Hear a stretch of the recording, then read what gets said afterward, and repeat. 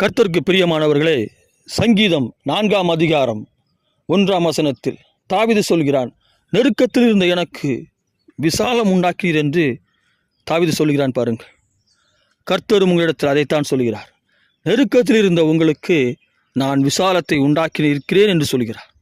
நீங்கள் இதை கேட்கிற நீங்கள், நான் நெருக்கத்தில் தான் இருக்கிறேன், தேவன் எனக்கு விசாலமாக எதையும் உண்டாக்கவில்லை, என்னை விடுவிக்கவில்லை, நெருக்கத்திலிருந்து விடுவிக்கவில்லை என்று நீங்கள் நினைக்கிறீர்களா? அப்படிப்பட்ட சத்தங்கள் உங்கள் இருதயத்தில் கேட்டுக்கொண்டு இருக்கிறதா?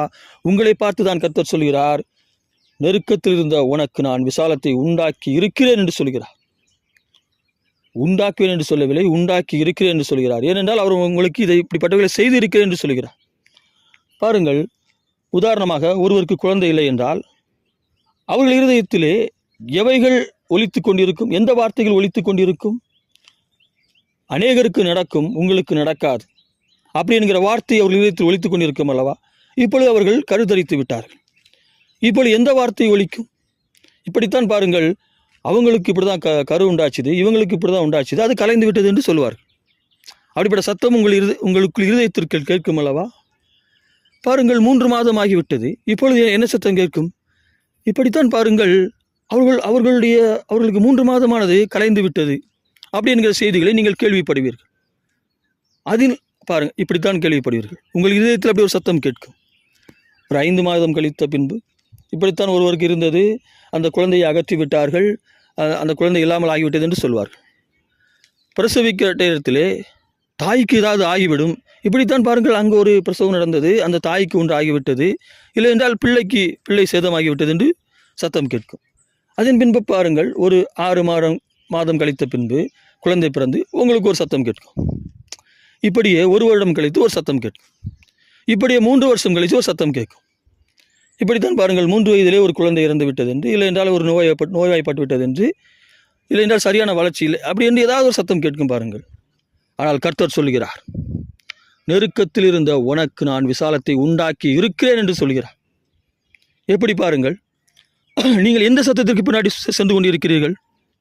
கர்த்தர் சொல்கிற காரியம் அதுதான். நீங்கள் எந்த சத்தத்திற்கு பின்னாடி சென்று கொண்டிருக்கிறீர்கள்? நான் குழந்தை இல்லாது இருந்த ஒருவருக்கு குழந்தையை கொடுத்தேனே, அது ஏன் நீ ஞாபகத்தில் இல்லை? 3 மாதம் பாதுகாத்தேனே, அது ஏன் உன் ஞாபகத்தில் இல்லை? அதே குழந்தையை 5 மாதம் பாதுகாத்து நடத்தினே, அது ஏன் உனக்கு ஞாபகத்தில் இல்லை? அதே நீ மறந்து போனாய். பாருங்கள், இப்படித்தான் பிரசவித்த போதும் தாயும் செய்யும் நலமாக கொண்டு வந்தேனே, காப்பாற்றினேனே, பாதுகாத்தனே, அது ஏன் உன் ஞாபகத்தில் இல்லை? உன் பிள்ளையை இத்தனை வருடம் வரைக்கும், இல்லை என்றால் உன்னை இத்தனை வருடம் வரைக்கும் பாதுகாத்து வந்திருக்கிறேனே, அது ஏன் உன் ஞாபகத்தில் இல்லை? நீ எந்த சத்தத்திற்கு பின்னாடி சென்று கொண்டிருக்கிறாய்? நீ எந்த சத்தத்திற்கு பின்னாடி சென்று கொண்டிருக்கிறாய்? எந்த சத்தத்திற்கு நீ கீழ்ப்படிந்து கொண்டிருக்கிறாய்?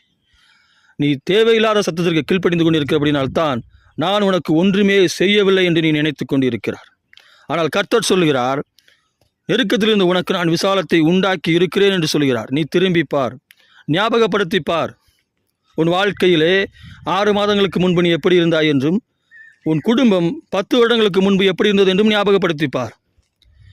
இப்படி உன்னை பின்னோக்கி ஞாபகப்படுத்திப்பார். நெருக்கத்தில் இருந்த உனக்கு நான் விசாலத்தை உண்டாக்கி இருக்கிறேன் என்பதை நீ அறிவாய். இப்படி நீ ஞாபகத்தில் கொள்ள வேண்டியது தேவையில்லாத சத்தத்தை அல்ல, நான் உனக்கு இவைகளெல்லாம் செய்திருக்கிறேன் என்பதை நீ ஞாபகத்தில் வைத்துக் கொள்ள வேண்டும். அப்படி ஞாபகத்தில் வைத்து கொண்டிருந்தால் எனக்கும் உனக்கும் கசப்பு உணவை உண்டாக்கிற அந்த சத்தங்கள் நின்றுவிடும் என்று கர்த்தர் சொல்லுகிறார். எனக்கும் உனக்கும் கசப்பு உண்டாகிற அந்த சத்தங்கள் நின்றுவிடும் என்று சொல்லுகிறார். நீ இவைகளை ஞாபகத்தில் வைத்துக் கொண்டிருந்தால் இப்பொழுது ஒரு தேவை என்றால் நீ என்னிடத்தில் உரிமையோடு கேட்பாய். உன்னை யாரும் குழப்பிவிட முடியாது. ஏனென்றால் கர்த்தர் எனக்கு அதை செய்திருக்கிறார், இதை செய்திருக்கிறார், என் வாழ்க்கையில் நான் எப்படி இருந்த நான் என்ன தேவன் எப்படி உயர்த்திருக்கிறார் அப்படி என்கிற சத்தம் உனக்குள் கேட்கும். அப்படி நீ விசுவாசம் உள்ளவனாய் இருப்பாய், பதறமாட்டாய். எந்த பிரச்சனையை கண்டும், எந்த தேவைகளை குறித்தும், எந்த ஆசையை குறித்தும் நீ பதற்றம் அடைய மாட்டாய். அதை நான் உனக்கு செய்வேன் என்று உறுதியாக இருப்பாய். ஏனென்றால் நீ ஒன்றை ஞாபகத்தில் வைத்திருக்கிறார். நெருக்கத்தில் இருந்த உனக்கு நான் விசாலத்தை உண்டாக்கியிருக்கிறேன் என்பதிலே நீ உன் ஞாபகத்தை வைத்திருக்கிறாய். தேவையில்லாத சத்தத்திலிருந்து விடுதலையாகி அந்த சத்தத்தை கேட்பதை நிறுத்திவிட்டு, நான் உனக்கு செய்திருக்கிறவைகளை, உனக்கு செய்து கொண்டிருக்கிறவைகளை நினைவில் கொள். நான் இன்னும் உன்னை உயர்த்துவேன். நான் உன்னை உயர்த்தாமல் இருப்பதற்கு காரணமே இதுதான். நீ தேவையில்லாத சத்தத்தை கேட்டுக்கொண்டு நான் செய்வேனா மாட்டேனா என்று புலம்பிக் கொண்டு இருக்கிறாய். நான் செய்த காரியங்களை நீ மறந்து விட்டாய். அப்படி என்று கர்த்தர் உன்னை பார்த்து சொல்கிறார். மீண்டுமாக கர்த்தரிடத்திற்கு திரும்புங்கள். மீண்டுமாக கர்த்தரிடத்திற்கு திரும்புங்கள். அவர் உங்களுக்கு செய்தவைகளை நினைவு கூறுங்கள். அவைகள்தான் பாருங்கள், கோலியாத் போன்றவைகளை ஜெயிக்க செய்யும். பாருங்கள், ஒரு முறை கரடியை கொன்றேன், ஒரு முறை சிங்கத்தை கொன்றேன், அப்படி என்கிற அந்த விஷயம்தான் அவனை கோலியாத்திற்கு முன்பு தைரியமாக நிற்க வைத்தது. அப்படித்தான் பாருங்கள், உங்கள் வாழ்க்கையில் அவர் செய்து கொண்டிருந்த நன்மைகள் எல்லாவற்றையும் நினைத்து பாருங்கள். நினைத்து பாருங்கள். அவைகள் உங்களுக்குள் விசுவாசத்தை உண்டாக்கும். அவைகள் தான் இப்பொழுது உங்களுக்குள் நம்பிக்கையை ஏற்படுத்தும்.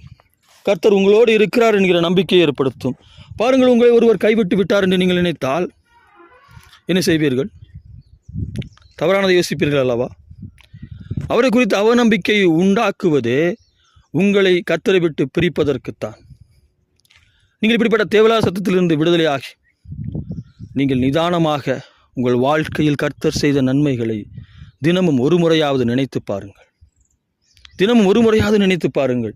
உங்கள் வாழ்க்கையில் நீங்கள் அப்படி நினைத்து பார்த்து கொண்டே இருந்தால் உங்கள் வாழ்க்கையில் நீங்கள் எப்பொழுதுமே தைரியமாக இருப்பீர்கள். அது மாத்திரமல்ல, நீங்கள் பிறருக்கு தைரியத்தை ஏற்படுத்துகிறவர்களாகவும் இருப்பீர்கள். நிச்சயமாக கர்த்தர் உங்களை அப்படித்தான் பார்க்கிறார். நீங்கள் தைரியமாகவும் பிறருக்கு தைரியத்தை ஏற்படுத்துகிறவர்களாகவும் நீங்கள் கர்த்தருக்கு சாட்சியாகவும் இருக்கும்படி தேவன் உங்களிடத்தில் இப்பொழுது அதை பேசிக்கொண்டு இருக்கிறார். நீங்கள் பிறருக்கு சாட்சியாக மாறுவீர்கள். ஆமேன். இப்பொழுது சொல்லுங்கள், நெருக்கத்தில் இருந்த உங்களுக்கு கர்த்தர் விசாலத்தை உண்டாக்கி இருக்கிறாரா இல்லையா? ஆமேன் என்று சொல்கிறீர்கள் அல்லவா? ஆமேன். அப்படியே நெருக்கமே இல்லாத வாழ்க்கைக்குள் தேவன் உங்களை அழைக்கிறார். நிச்சயம் அவைகளை செய்வார். நீங்கள் நெருக்கத்தில் இருக்கிற பிறருக்கு விசாலத்தை உண்டாக்கும்படி தேவன் உங்கள் கையை ஓங்க செய்வார். இயேசுவின் நாமத்தினால் இந்த வார்த்தைகள் உங்கள் மேல் பலிப்பதாக. ஆமேன். ஆமேன்.